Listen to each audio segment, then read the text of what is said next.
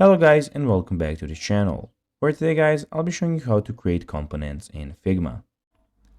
Now guys, the first thing that you need to do is of course go to figma.com and you'll be greeted by a screen looking similar to this one.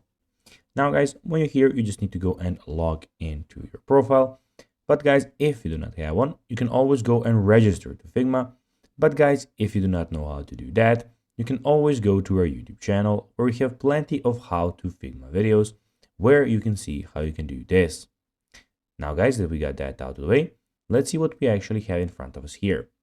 So as you can see here, we have, as I said, Figma official website where firstly you have your profile where you can see some themes that you put. So you can put a light theme, dark, or a system theme.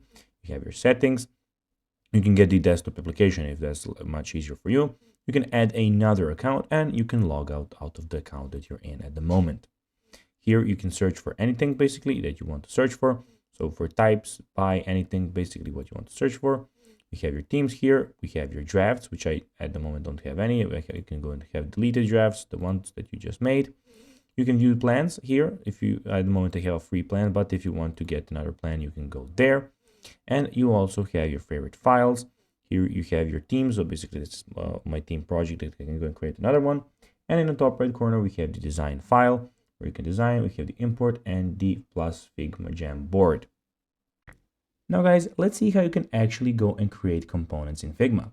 Well, create a component in the toolbar, click on that, and then right click on the selection and choose create component. Use the keyboard shortcut. On Mac you can go and click on Command K, and on Windows you can go Control Alt K. And guys, that will be everything for this video. I hope that you found this video informative. If you did that guys, don't forget to like this video, share it, subscribe to the channel, put the notifications on, and guys, as always, I'll be seeing you in the next video. Bye guys.